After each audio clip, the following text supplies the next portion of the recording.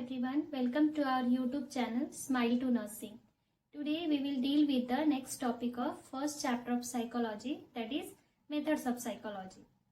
तो methods of psychology जानने से पहले हम पहले मीनिंग समझेंगे कि मेथड्स का मीनिंग क्या है। मेथड्स मतलब होता है कि एक ऐसा स्पेशल टूल या प्रोसीजर्स, एक ऐसा टूल जो हमको हेल्प करता है किस चीज में, ह्यूमन बिहेवियर के बारे में जानने में।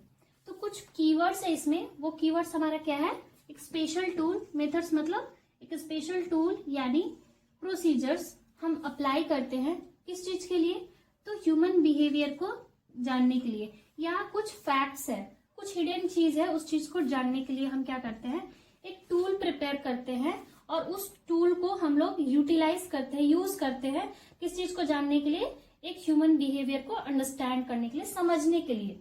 तो इसका मीनिंग क्या है, it is the special tool and procedures that help in gathering and organizing subject matter. यानी कि कोई भी इंफॉर्मेशन को गैदर करने के लिए, यानी कलेक्ट करने के लिए, ऑर्गेनाइज करने के लिए, उसको सजाने के लिए, किसी भी इंफॉर्मेशन को हम लोग एक टूल प्रिपेयर जो कर रहे हैं, एक प्रोसीजर्स तैयार जो कर रहे हैं, उस चीज को हम लोग क्या बोलते हैं, मेथड्स। तो ये हमारा हो गया मेथड्स ऑफ साइकोलॉजी का मीनिंग। किसी भी चीज को जानने से पहले हमको मीनिंग जानना उसका जरूरी होता है कि उसका मतलब होता क्या है। तो यहाँ पर मेथड्स का इतना ही मतलब है कि एक ऐसा टूल और प्रोसीजर्स जो हम लोग यूज कर रहे हैं किस चीज को जानने के लिए, कोई ऐसा फैक्ट है ह्यूमन बिहेवियर को जानने के लिए, इंफॉर्मेशन को कलेक्ट करने के लिए, तो उस टूल और प्रोसीजर्स को हम लोग बोलते हैं मेथड्स ऑफ साइकोलॉजी। इस मेथड्स ऑफ साइकोलॉजी के अंदर हम लोग डिफरेंट टूल या मेथड्स हम लोग जो यूज कर रहे हैं वो क्या है, हमारा पहला है इंट्रोस्पेक्शन मेथड्स। डिफरेंट मेथड्स है हमारा साइकोलॉजी में। तो पहला है हमारा इंट्रोस्पेक्शन और सेल्फ ऑब्जर्वेशन मेथड। इंट्रोस्पेक्शन का मतलब ही होता है सेल्फ ऑब्जर्वेशन, यानी कि हम खुद के बारे में कितना जानते हैं, खुद कितना ऑब्जर्व कर पाते हैं। तो इसका मतलब होता है, इंट्रोस्पेक्शन का मतलब होता है टू लुक विद इन, अपने अंदर झांकना, अपने आत्मा के अंदर झांक कर समझना कि हमारा क्या चल रहा है हमारे माइंड में, या हम किस चीज से गुजर रहे हैं, उसको ओवरकम कैसे करें। तो ये सारा चीज हम जो होता है उसको बोलते हैं इंट्रोस्पेक्शन। तो एक मेथड जो होता है साइकोलॉजी का खुद के बिहेवियर के बारे में जानने का, तो पहला मेथड है हमारा इंट्रोस्पेक्शन, आत्मनिरीक्षण, इसको बोलते हैं टू लुक विद इन। दूसरा इसका नाम और है सेल्फ ऑब्जर्वेशन मेथड। नेक्स्ट है हमारा ऑब्जर्वेशनल मेथड। ऑब्जर्वेशनल मेथड्स में जो होता है वो हम दूसरे को ऑब्जर्व कर रहे हैं, कुछ ऐसा टूल प्रिपेयर करके, चेकलिस्ट प्रिपेयर करके दूसरे के बिहेवियर को क्या कर रहे हैं, ऑब्जर्व कर रहे हैं। तो उस मेथड्स को हम लोग बोलते हैं observational method. Self observation and observational method में डिफरेंस बस इतना है कि सेल्फ ऑब्जर्वेशन में हम खुद का निरीक्षण कर रहे हैं, खुद के बारे में जान रहे हैं कि हमारा बिहेवियर में चेंजेस जो आ रहा है वो क्यों आ रहा है, या फिर हम किस डायरेक्शन में जा रहे हैं, किस कंडीशन से गुजर रहे हैं। वो सारा चीज सेल्फ ऑब्जर्वेशन मेथड हमको खुद को असेस करने के लिए यूज किया जाता है।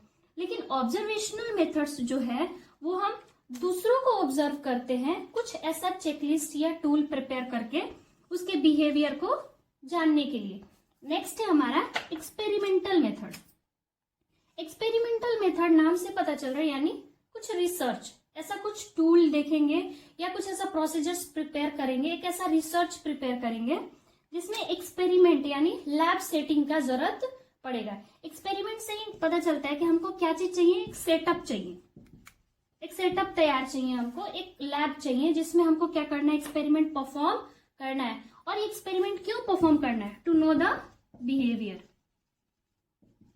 किसी के बिहेवियर को क्या करने के लिए, असेस करने के लिए यहाँ पर हम लोग एक्सपेरिमेंटल मेथड्स जो है वो यूज करते हैं। नेक्स्ट है हमारा सर्वे मेथड्स। 4 है सर्वे मेथड। सर्वे मेथड में क्या करते हैं कि बहुत सारा एक ग्रुप या कम्युनिटी के बारे में हमको जानना होता है, तो उसमें सर्वे मेथड्स यूज करते हैं।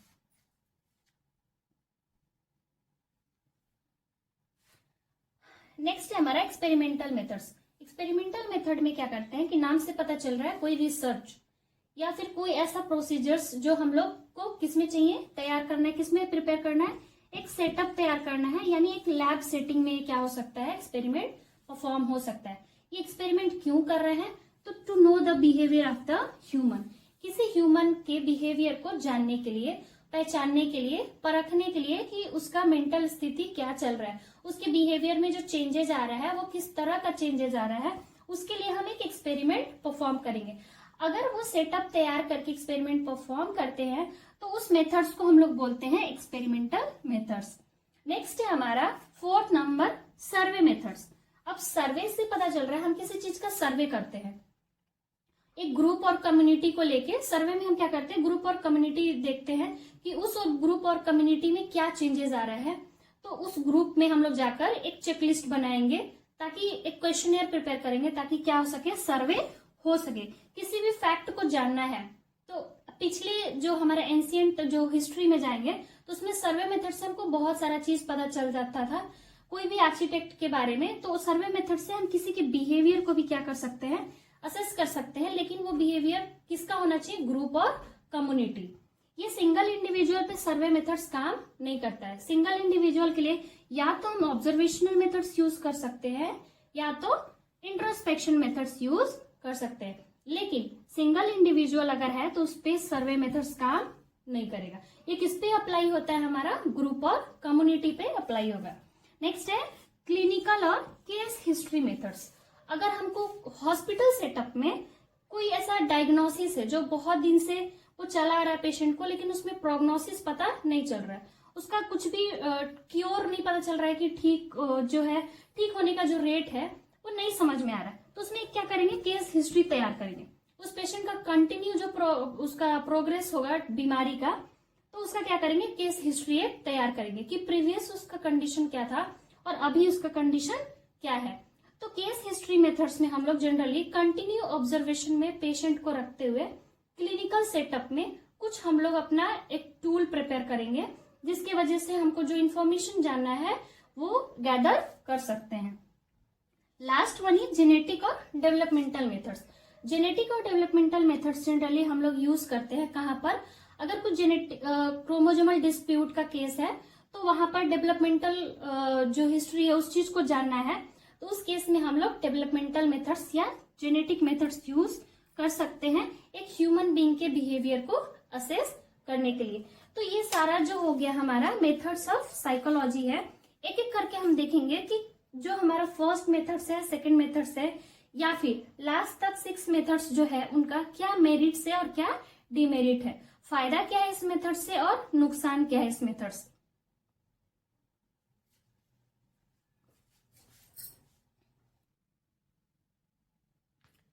अभी हम लोग देखते हैं कि फर्स्ट जो हमारा मेथड्स था, मेथड्स ऑफ साइकोलॉजी था, वो क्या था हमारा इंट्रोस्पेक्शन मेथड्स। पहले ही बता चुके हैं कि इंट्रोस्पेक्शन का मतलब होता है टू लुक विद इन। इसका मतलब है कि अपने अंदर झांकना, अपना आत्मनिरीक्षण करना, खुद के बारे में जानना। तो इसका मतलब होता है टू लुक विद इन।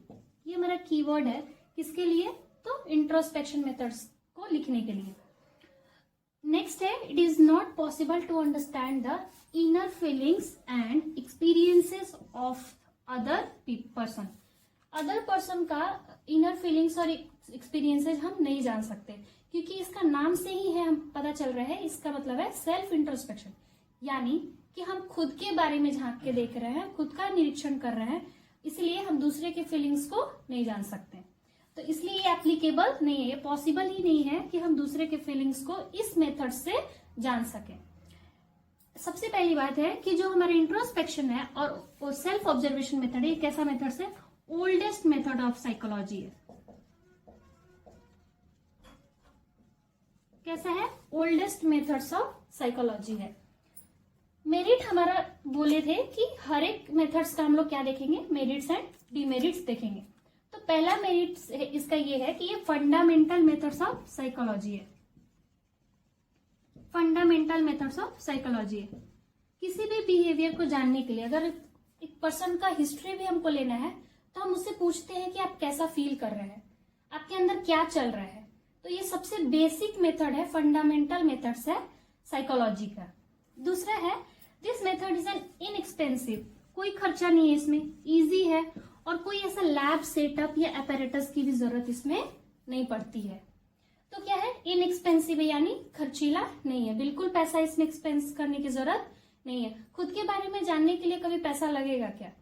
तो इसीलिए कैसा ये इनएक्सपेंसिव है, इजी है, आराम से हम अपने बारे में जान सकते हैं, समझ सकते हैं। कोई भी ऐसा अपैरेटस या कुछ मशीन की जरूरत नहीं है हमको, कुछ यूटेंसिल्स की जरूरत नहीं है हमको, या फिर कोई सेटअप ऐसा कुछ लैब सेटअप की जरूरत नहीं है, हॉस्पिटल सेटअप की जरूरत नहीं है, लैबोरेटरी की जरूरत नहीं है। तो पहला मेरिट तो इसका ये चीज हो गया। दूसरा है it enable us to fully understand the behaviour of an individual. अब कौन से इंडिविजुअल की हम बात कर रहे हैं? तो सेल्फ इंडिविजुअल, यानी कि हम खुद के बारे में अच्छे से समझने में क्या करता है, ये मदद करता है। हमारा कौन सा मेथड? Introspection method. लेकिन यहाँ पे हम अदर इंडिविजुअल की बात नहीं किए हैं। इसमें पहले ही हम एक डिमेरिट इसका बता चुके हैं कि इनर फीलिंग्स एंड एक्सपीरियंसेस हम अदर इंडिविजुअल का पता नहीं कर सकते, अदर पर्सन का नहीं कर सकते कि उसका बिहेवियर कैसा है, ये पूछ के कि सेल्फ इंट्रोस्पेक्शन करो, नहीं। उसके बाद है हमारा डिमेरिट इसका क्या है, तो ये एप्लीकेबल नहीं होता है किस पे? तो children, animal and mentally retarded people.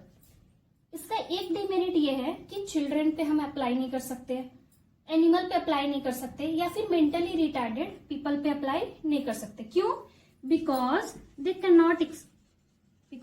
They can't introspect.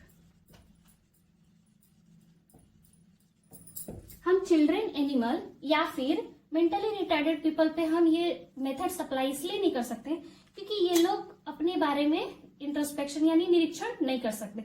हम एक छोटा बच्चा से पूछेंगे तुम्हारे मन में क्या चल रहा है, वो अजीबोगरीब जवाब देगा, तो इसीलिए ये मेथड्स उस पर अप्लाई नहीं होगा। एनिमल जो बोलता ही नहीं है तो हम उसके बारे में कैसे पूछेंगे उससे? नेक्स्ट है mentally retarded people. Mentally retarded है यानी एबनॉर्मल बिहेवियर शो कर रहा है, तो उसके बारे में हम कैसे जान सकते हैं उससे पूछ के? तो ये जो है इसका डिमेरिट एक तो ये है कि हम चिल्ड्रन, एनिमल और मेंटली रिटार्डेड पीपल पे अप्लाई नहीं कर सकते। दूसरा चीज है कि हम दूसरे पर्सन के इनर फीलिंग्स को भी ये जानने में मेथड्स मदद नहीं करता है। तो इसका दो जो है एडवांटेज है, दो इसका डिसएडवांटेज है। अदर डिसएडवांटेज भी हो सकता है, डिमेरिट्स भी हो सकता है, लेकिन बेसिक जो है हमारा यही है। तो फर्स्ट मेथड्स हमारा कंप्लीट हो गया, इंट्रोस्पेक्शन और सेल्फ ऑब्जर्वेशन मेथड। नेक्स्ट हम लोग आते हैं ऑब्जर्वेशनल मेथड्स पे।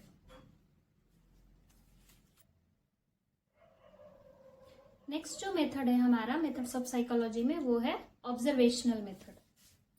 ऑब्जर्वेशनल मेथड नाम से हमारा क्या सजेस्ट कर रहा है कि ऑब्जर्वेशन। अब हम बताए थे कि सेल्फ ऑब्जर्वेशन मेथड में हम लोग खुद को असेस कर रहे थे, खुद के बारे में जान रहे थे, लेकिन ऑब्जर्वेशनल मेथड्स में हम लोग दूसरे के बिहेवियर को, दूसरे के व्यवहार को क्या कर रहे हैं, इसमें निरीक्षण कर रहे हैं, देख रहे हैं, असेस कर रहे हैं। तो ऑब्जर्वेशनल मेथड्स जो है वो किस चीज पे बेस्ड है हमारा? तो इसके लिए कीवर्ड आता है, वो क्या है हमारा? परसेप्शन। किस चीज पे बेस्ड है हमारा? परसेप्शन पे बेस्ड है। उसके किसी इंसान के प्रति हमारा धारणा क्या है, विचारधारा क्या है, तो परसेप्शन जो है वो इसमें यूज करते हैं किसी भी इंडिविजुअल के बिहेवियर को जानने के लिए। और ये सबसे बड़ी बात क्या है कि ये नेचुरल कंडीशन में होता है, इसके लिए कोई एक प्रॉपर प्लेस डिसाइड करने की जरूरत नहीं है। इंडिविजुअल जिस कंडीशन में रह रहा है, जिस स्थिति में वो रह रहा है, जिस जगह पे रह रहा है, वहीं पर जाकर हमको क्या करना है, उसको सिर्फ ऑब्जर्व करते रहना है, उसके बिहेवियर को क्या करना है, असेस करना है। डे बाय डे उसको डेली जाकर उसके बिहेवियर को क्या करना है, असेस करना है और एक डेटा को तैयार करना है। तो दूसरा चीज इसमें क्या है कि दिस मेथड द ऑब्जर्वर मतलब जो ऑब्जर्व कर रहा है, उसके बिहेवियर को जो जांच रहा है, जो असेस कर रहा है, उसको बोलते हैं observer. Observe and collect the data through analysis and interpretation. Analysis मतलब एनालाइज कर रहा है कि जो कल का उसका बिहेवियर था वो आज के बिहेवियर में कुछ चेंजेस देखने को मिला है, या फिर कल वाला बिहेवियर जो था वो अच्छा था या आज वाला बिहेवियर अच्छा है। तो वो एनालाइज करता है कि उसके बिहेवियर में क्या मॉडिफिकेशन या क्या चेंजेस हमको देखने को मिल रहा है। फिर उसके बाद वो इंटरप्रेट करता है। इंटरप्रेट मतलब एक रिजल्ट निकालता है। तो इस मेथड में क्या करता है ऑब्जर्वर कि डेटा को कलेक्ट करता है through observation, through self perception. वो डेटा को क्या कर रहा है, ऑब्जर्व कर रहा है और परसीव कर रहा है। कलेक्शन के बाद क्या कर रहा है, वो जो भी डेटा कलेक्ट किया है उसको एनालाइज कर रहा है अपने बेसिस पे। उसके बाद एक रिजल्ट तैयार कर रहा है, इंटरप्रेट करके एक रिजल्ट तैयार कर रहा है। तो ये हम लोग किसमें यूज करते हैं, ऑब्जर्वेशनल मेथड में data analysis and interpretation use करते हैं किसी के भी बिहेवियर को जानने के लिए। अब मेरिट क्या है इसका, तो ये इकोनॉमिकल है। क्या है, इकोनॉमिकल है, मतलब कि खर्चा उतना ज्यादा नहीं है। नेचुरल कंडीशन में पहले बता चुके हैं कि ये नेचुरल कंडीशन में क्या होता है, अप्लाई होता है। अभी हम लोग बात कर रहे हैं मेरिट ऑफ ऑब्जर्वेशनल मेथड्स। तो पहला चीज है कि ये इकोनॉमिकल है, यानी खर्चा ज्यादा इसमें नहीं है। दूसरा नेचुरल है, नेचुरल कंडीशन में इसको हम लोग क्या कर रहे हैं, इस मेथड्स को अप्लाई कर रहे हैं बिहेवियर को असेस करने के लिए। फ्लेक्सिबल है, मतलब कि हमको अप्रोप्रिएट डाटा नहीं मिल रहा, जो चाह रहे हैं जैसा वैसा डेटा हमको नहीं मिल रहा है। वो पर्सन का बिहेवियर में चेंजेस आ रहा है, लेकिन हम जिस तरह का चेंजेस सोच रहे हैं वैसा कुछ देखने को नहीं मिल रहा है। तो हम अपना क्या कर सकते हैं, उस जो भी मेथड्स यूज कर रहे हैं उसमें जो टूल यूज कर रहे हैं उसको क्या कर सकते हैं, चेंज कर सकते हैं। तो ये क्या है, फ्लेक्सिबल है, इसको चेंज किया जा सकता है अपने रिजल्ट के आधार पे। दूसरा है data can be analysed major. पहले बताए थे कि जो ऑब्जर्वेशनल मेथड्स है वो एनालिसिस एंड इंटरप्रिटेशन पे बेस्ड है। तो डेटा जो है वो जो कलेक्ट किए हैं, हमको जो मिला इंफॉर्मेशन, उसको क्या कर सकते हैं, एनालाइज कर सकते हैं, देख सकते हैं कि क्या चेंजेस हमको देखने को मिला है, मेजर कर सकते हैं, उसको क्लासिफाई कर सकते हैं कि प्रीवियस डेटा और अभी के डेटा में, यानी प्रीवियस बिहेवियर और अभी के बिहेवियर में क्या चेंजेस हमको देखने को मिला है, क्लासिफाई कर सकते हैं, इंटरप्रेट कर सकते हैं, रिजल्ट निकाल सकते हैं उसको इंटरप्रेट करके, कंपैरिजन करके, और वेरीफाई कर सकते हैं। वेरीफाई मतलब कि ये सही है या गलत है, तो वेरीफाई कर सकते हैं। ये हमारा मेरिट्स है। यानी कि इससे पहले हम किसी भी जो मेथड्स था, यानी पहला वाला सेल्फ इंट्रोस्पेक्शन में एनालिसिस और इंटरप्रिटेशन की जरूरत नहीं था, क्योंकि हम खुद के बिहेवियर के बारे में क्या कर रहे थे, इंट्रोस्पेक्ट कर रहे थे, जान रहे थे। लेकिन इसमें हम दूसरे के बिहेवियर को देख रहे, असेस कर रहे हैं, तो इसमें एनालिसिस और इंटरप्रिटेशन की जरूरत पड़ेगी। इसका नेक्स्ट है डीमेरिट। तो मेरिट तो पता है कि इसका नेचुरल है, फ्लेक्सिबल है, खर्चा भी ज्यादा नहीं है। डीमेरिट क्या है, तो कभी कभी क्या होता है ना कि ऑब्जर्वर जो होता है, जो ऑब्जर्व कर रहा है दूसरे की बिहेवियर, वो ऑब्जर्वर थक जाता है और उसको ज्यादा से ज्यादा टाइम क्या करता है, स्पेंड करना पड़ता है, एनर्जी खर्च होता है, मनी खर्च होता है किसी की बिहेवियर को असेस करने के लिए। तो sometime to observe the natural behaviour the observer may have to spend more time, energy and money. कोई अगर किसी पर्सन के बिहेवियर को हम असेस करने जा रहे हैं, एनालाइज करने जा रहे हैं, ऑब्जर्व करने जा रहे हैं, अगर उस इंसान को पता चल गया कि वो मेरे बिहेवियर को कोई असेस कर रहा है, कोई जांच रहा है, तो अपनी तुरंत बिहेवियर में क्या ला देता है, मॉडिफिकेशन ला देता है। तुरंत अपने बिहेवियर को क्या करने की कोशिश करता है, चेंज करने की कोशिश करता है। वो नहीं चाहेगा कि हमारा बिहेवियर कोई ऑब्जर्व करे। तो इस चीज को जानने के लिए ऑब्जर्वर को कभी कभी ज्यादा समय, ज्यादा एनर्जी और ज्यादा मनी लगाना पड़ता है, जब तक उसको एक्यूरेट रिजल्ट नहीं मिलता है। तो ये मेथड्स जो है वो फ्लेक्सिबल है, पहले ही बता चुके हैं कि इसमें कभी कभी जो होता है ऑब्जर्वर को ज्यादा से ज्यादा टाइम और ज्यादा से ज्यादा एनर्जी लगाने की जरूरत पड़ती है, जिसमें ऑब्जर्वर क्या होता है, हमारा एग्जॉस्ट हो जाता है।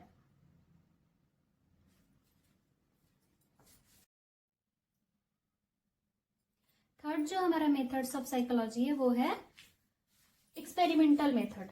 एक्सपेरिमेंट यानी रिसर्च, एक्सपेरिमेंट यानी रिसर्च।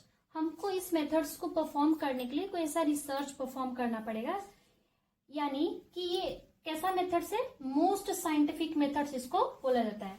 एक्सपेरिमेंटल मेथड्स को मोस्ट साइंटिफिक मेथड्स बोलते हैं, क्योंकि ये कहाँ पे परफॉर्म होगा, तो इसके लिए एक लैब सेटिंग की जरूरत पड़ेगी, लैब सेटअप का जरूरत पड़ेगा। क्या करने के लिए, तो किसी के बिहेवियर को जानने के लिए। तो it is considered as the most scientific and objective methods. Subjective नहीं है, ये ऑब्जेक्टिव मेथड्स है। मोस्ट ऑब्जेक्टिव मेथड्स हम लोग यूज कर रहे हैं किसी की बिहेवियर को जानने के लिए। दूसरा, इसमें 2 पर्सन की रिक्वायरमेंट होगी। अब तक हम लोग देख रहे थे कि सेल्फ इंट्रोस्पेक्शन में सिंगल पर्सन जो है वो एनफ है अपने बारे में जानने के लिए। ऑब्जर्वेशनल मेथड्स में 2 पर्सन की जरूरत पड़ रही थी, एक ऑब्जर्वर और एक जिसको ऑब्जर्व कर रहे थे। इसमें भी 2 पर्सन की जरूरत पड़ेगी। पहला ऑब्जर्वर या फिर साइंटिस्ट जिसको बोलते हैं, जो ऑब्जर्व करेगा दूसरे की बिहेवियर को। दूसरा सब्जेक्ट, सब्जेक्ट यानी सैंपल, सब्जेक्ट यानी सैंपल, जो भी हमारे जिस पर्सन को हमको ऑब्जर्व करना है उसको हम लोग बोलते हैं सब्जेक्ट। रिसर्च के लैंग्वेज में हम लोग बोलते हैं सब्जेक्ट। तो सब्जेक्ट और द सैंपल और the person whose behaviour is observe, या फिर वो इंसान जिसका व्यवहार हम लोग क्या करने जा रहे हैं, ऑब्जर्व करने जा रहे हैं। तो एक जो ऑब्जर्व करेगा वो साइंटिस्ट या ऑब्जर्वर, और जिसके बिहेवियर को ऑब्जर्व करने जा रहे हैं वो है सब्जेक्ट या फिर सैंपल। इसका जो एक्सपेरिमेंटल मेथड्स है वो कहाँ पे कंडक्ट होगा, तो एक लैबोरेटरी कंडीशन में कंडक्ट होगा, लैबोरेटरी सेटअप में होगा। दूसरा चीज कि ये कब कंडक्ट करेंगे, कंट्रोल्ड कंडीशन में, यानी कंट्रोल्ड इन्वायरमेंट में इस मेथड्स को हम लोग क्या करना, परफॉर्म करना पड़ता है। कंट्रोल्ड कहने का मतलब कि किसी तरह का डिस्टर्बेंस नहीं चाहिए एक्सपेरिमेंट परफॉर्म करने के लिए, अदरवाइज रिजल्ट डिफर कर सकता है, रिजल्ट डिफरेंट हो सकता है। तो मेरिट क्या है हमारा, merits of methods of psychology, experimental methods of psychology क्या है कि पहला चीज बता चुके हैं कि मोस्ट साइंटिफिक मेथड है, इसमें हम एक्सपेरिमेंट परफॉर्म कर रहे हैं। दूसरा, रिपीटेशन पॉसिबल है, रिपीट किया जा सकता है अगर हमको डिजायर्ड रिजल्ट नहीं मिलता है तब। जैसा रिजल्ट हमको चाहिए, जैसा हम एक्सपेक्ट कर रहे हैं कि उस इंसान का बिहेवियर ऐसा होना चाहिए, अगर एक्सपेक्टेड रिजल्ट नहीं मिलता है, हमको डिजायर्ड रिजल्ट नहीं मिलेगा, तो इस एक्सपेरिमेंट को, इस रिसर्च को हम लोग दोबारा से परफॉर्म कर सकते हैं। तो इसका एक मेरिट है कि repetition can be possible. Demerit इसका क्या है, तो कॉस्टली है, क्योंकि ये कॉस्ट इफेक्टिव नहीं है। जाहिर सी बात है कि लैब सेटअप में हम लोग कर रहे हैं, लैबोरेटरी में परफॉर्म कर रहे हैं किसी की बिहेवियर को ऑब्जर्व करने के लिए या किसी की कंडीशन को ऑब्जर्व करने के लिए, तो पैसा खर्च होगा। तो क्या है, कॉस्टली है, टाइम कंज्यूमिंग है। टाइम कंज्यूमिंग है ये इसलिए है क्योंकि हम ज्यादा समय एक्सपेरिमेंट परफॉर्म करने में देंगे ताकि हमको रिजल्ट मिल सके, और एक लिमिटेड टाइम तक हम लैबोरेटरी में रह के क्या कर सकते हैं, एक्सपेरिमेंट परफॉर्म कर सकते हैं। तो थोड़ा सा टाइम ये लेता है, तो क्या है, टाइम कंज्यूमिंग है। लेकिन एक और चीज इसका डिमेरिट है कि सारा साइकोलॉजिकल प्रॉब्लम को हम लोग एक्सपेरिमेंटल मेथड से डील नहीं कर सकते। हर किसी के बिहेवियर को हम लोग एक्सपेरिमेंट के फॉर्म में किसी भी लैब सेटअप में परफॉर्म नहीं कर सकते हैं, और हर कोई साइकोलॉजिकल प्रॉब्लम को हम लोग एक्सपेरिमेंटल मेथड से डील नहीं कर सकते। तो ये इसका डिमेरिट है। नेक्स्ट हम लोग बात करेंगे next methods of psychology.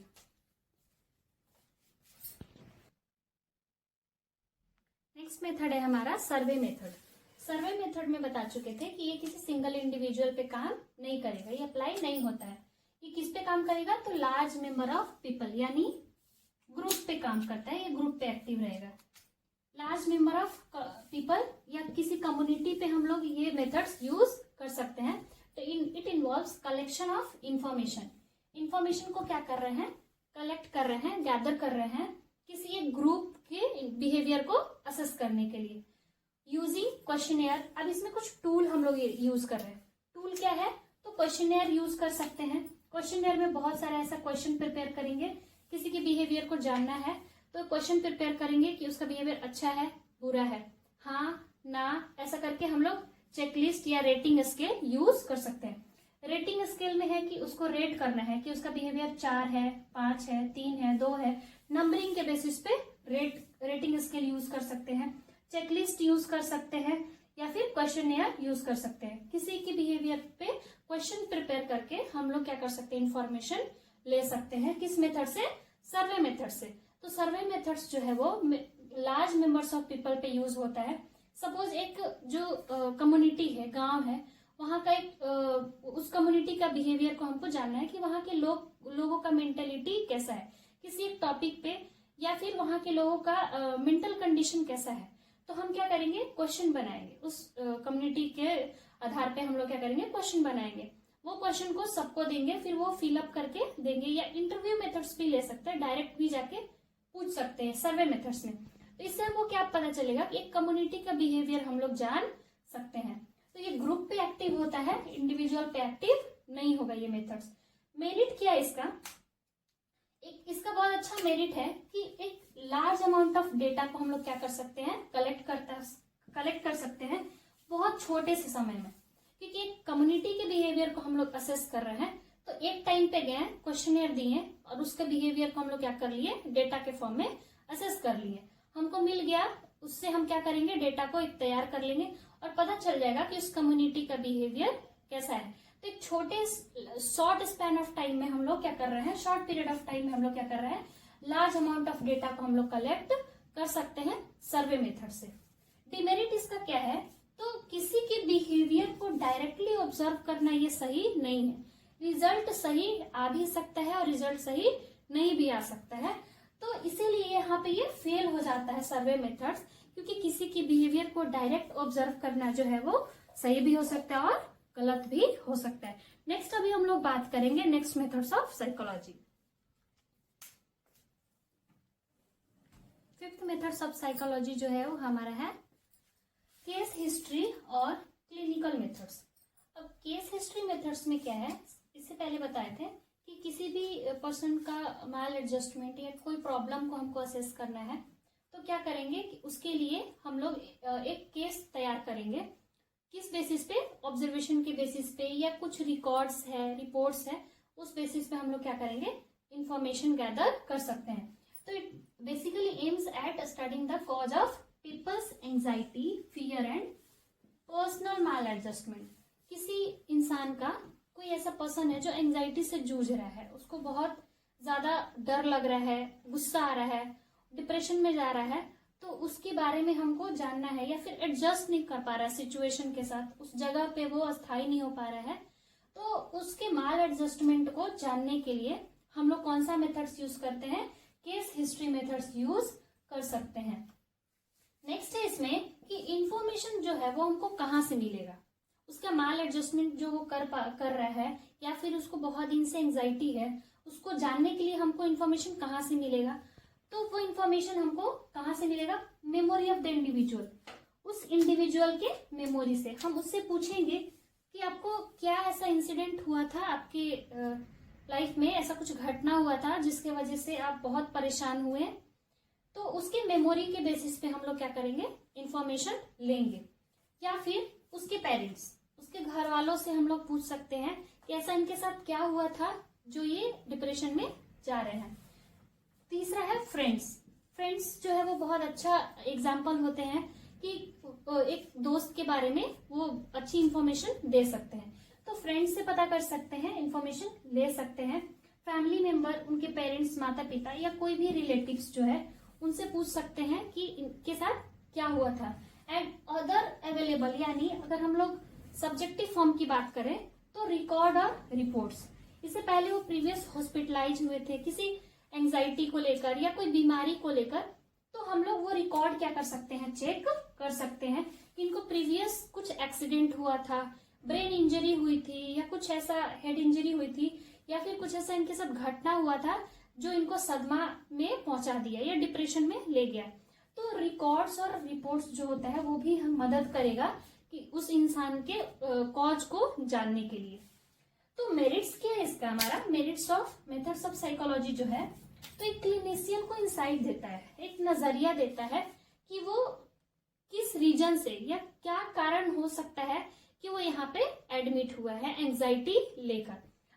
Hospital में वो एंजाइटी के साथ आया है, तो क्या कारण हो सकता है कि वो एंजाइटी या डिप्रेशन से जूझ रहा है, या फिर एडजस्टमेंट में उसको प्रॉब्लम आ रही है। तो ये हमारा क्लिनिकल मेथड जो है वो मदद करता है क्लिनिशियन को। डिमेरिट जो है इसका क्या है, तो ये लार्जली जो है वो किस चीज पे बेस्ड है, तो मेमोरी ऑफ इंसिडेंट पे बेस्ड है। अब इससे पहले हम बताएं कि जो पर्सन एंजाइटी या डिप्रेशन में गया है, तो उसे पूछेंगे कि आपके साथ ऐसा क्या घटना हुआ था जिसकी वजह से आप इतना ज्यादा परेशान हुए या सदमे में चले गए, तो वो जो उसको याद रहेगा वो चीज आपको बताएगा। पर ये भी तो हो सकता है कि जो वो उसका मेमोरी में है वो गलत हो सकता है कुछ और घटना हो और वो एक्सप्लेन कुछ और कर रहा हो, या फिर जो उसके साथ कुछ घटना घटा ही ना हो और वो उसके दिमाग में ऐसा चल रहा हो कि मेरे साथ ऐसा घटना हुआ था, तो वो इनएक्यूरेट भी हो सकता है। तो इसीलिए इस क्लिनिकल मेथड्स को हम लोग मेमोरी के बेस पे जज नहीं कर सकते, क्योंकि मेमोरी क्या हो सकता है, गलत भी इंफॉर्मेशन दे सकता है। नेक्स्ट हम लोग बात करेंगे, लास्ट जो है वो हमारा methods of psychology. Last methods of psychology जो है वो हमारा जेनेटिक और डेवलपमेंटल मेथड्स है। तो जेनेटिक मेथड्स में हमारा क्या बोलते हैं, साइकोलॉजिस्ट जो हैं वो सिर्फ एक ह्यूमन के बिहेवियर को ही, एक इंडिविजुअल के बिहेवियर को ही नहीं असेस करते हैं या स्टडी करते हैं, बल्कि उसके एक पर्टिकुलर टाइम पे उसका development from birth to death, यानी कि जन्म से मरण तक उसका क्या डेवलपमेंट हुआ है, उस डेवलपमेंट में क्या चेंजेस आया है, उस चीज को भी, या फिर क्या बिहेवियर में उसके चेंज आया है, उस चीज को भी साइकोलॉजिस्ट जो है वो एक मेथड्स के थ्रू उनके बिहेवियर को असेस कर सकते हैं। तो उन्होंने इस मेथड्स में बताया कि एक इंडिविजुअल के बिहेवियर को हम असेस कर सकते हैं एक पर्टिकुलर टाइम पे, उस कहां से, तो फ्रॉम बर्थ टू डेथ। उसके बाद है, नाम से पता चल रहा है कि जेनेटिक्स यानी हेरिडिटी की बात किया है। तो जो इन्फॉर्मेशन हमारे पेरेंट्स से हम जो लेके आते हैं जेनेटिक कंस्टिट्यूएंट, तो उस चीज से हम पता कर सकते हैं कि उसके पेरेंट्स का बिहेवियर ये था तो बच्चा का भी बिहेवियर ऐसा होगा। तो इसका मेरिट क्या है, तो this method is used to understand the behaviour from point of view of heredity and environmental influence.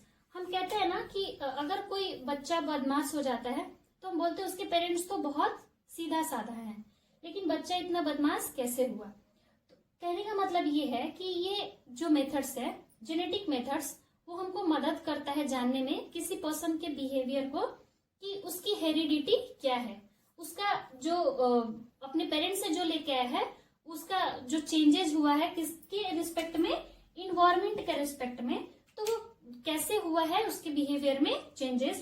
तो इसका मेरिट ये है कि ये हेल्प करता है उसकी हेरिडिटी के साथ इन्वायरमेंटल इन्फ्लुएंस के बारे में जानने में, कि ऐसा कौन सा इन्वायरमेंटल फैक्टर था जो उसको ट्रिगर किया कि उसके बिहेवियर में चेंज आया। डिमेरिट इसका क्या है, तो ये मेथड्स जो है वो बहुत टाइम एंड एनर्जी ले रहा है।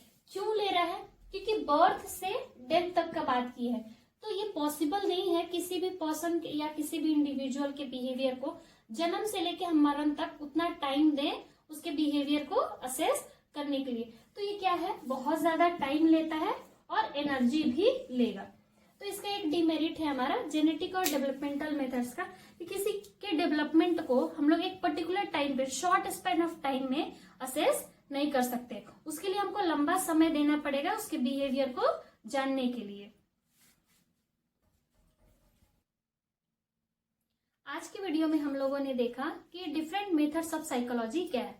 तो पहला हमारा था इंट्रोस्पेक्शन मेथड, दूसरा ऑब्जर्वेशनल मेथड, तीसरा एक्सपेरिमेंटल मेथड्स, चौथा सर्वे मेथड्स, पांचवा जो केस हिस्ट्री मेथड्स, एंड छठा जो था वो हमारा जेनेटिक और डेवलपमेंटल मेथड्स। तो ये 6 मेथड्स ऑफ साइकोलॉजी है हमारा। नेक्स्ट पार्ट में हम लोग देखेंगे एप्लीकेशन ऑफ साइकोलॉजी, यानी कि जो अब तक हम लोग पढ़ चुके हैं उसको, उस साइकोलॉजी को अदर सब्जेक्ट के रिलेशन में हम लोग उसका यूज कहाँ करेंगे। Thank you for watching my video and please don't forget to like, comment, share and subscribe.